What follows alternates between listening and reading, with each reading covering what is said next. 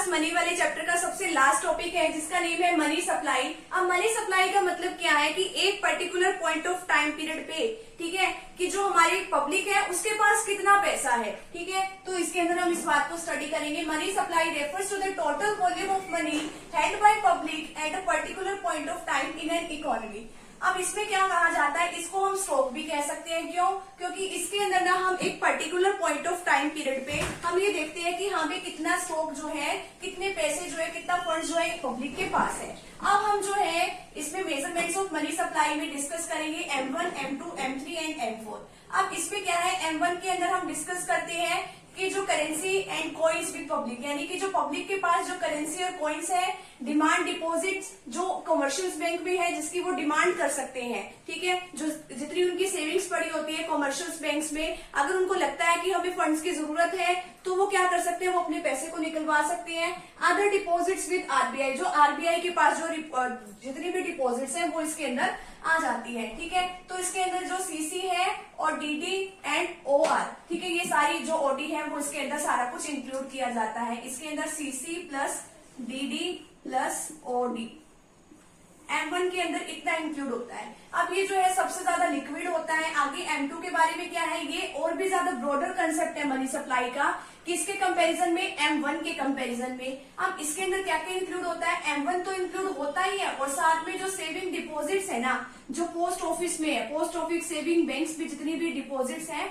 वो भी इसके अंदर इंक्लूड होता है, ठीक है। नेक्स्ट है M3 जो है, ये M3 जो ये कंसेप्ट है ये ब्रॉडर है, किसके कंपैरिजन में, M1 के कंपैरिजन में। इसके अंदर M1 तो आता ही है और साथ में net time deposits with bank, यानी कि जो टाइम डिपॉजिट्स जो है, जो बैंक में जितने डिपॉजिट्स वगैरह हम जमा कराते हैं वो भी इसके अंदर आता है। नेक्स्ट है M4। अब जो M4 है उसके अंदर क्या क्या आता है, M3 प्लस, अब ये जो M3 है ये भी आता है, और total deposits with post office saving banks.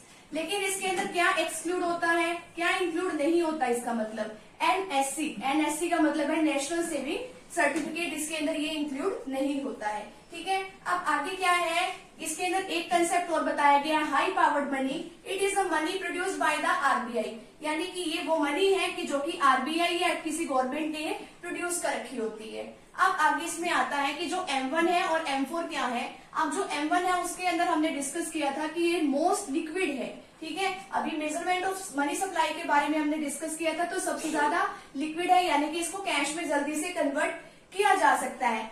M4 जो है वो लीस्ट लिक्विड है, लीस्ट का मतलब है सबसे कम लिक्विड इसको माना जाता है, ठीक है। अब आगे जो इसके अंदर हमने M1 एंड M2 को डिस्कस किया है उसको हम कहते हैं नैरो मनी सप्लाई, और जो M3 और M4 को जो डिस्कस किया है उसको हम कहते हैं ब्रॉडर मनी सप्लाई, ठीक है। तो ये इसके अंदर एक छोटा सा टॉपिक है, और इसके अंदर जो है आरबीआई जो है हमारे देश का जो सेंट्रल बैंक है, जिसको हम अपेक्स बॉडी या सुप्रीम बॉडी भी कहते हैं, वही जो है ये नोट वगैरह जो करेंसी वगैरह है उसको इशू करता है, ठीक है। तो यहाँ पे हमारे पास जो है ये मनी वाला जो चैप्टर है यहीं पे कंप्लीट होता है। तो अगर आपको टॉपिक अच्छा लगा तो प्लीज आप चैनल को लाइक एंड सब्सक्राइब जरूर कीजिएगा। मिलते हैं नेक्स्ट टॉपिक के साथ, नेक्स्ट वीडियो के साथ। Thank you very much.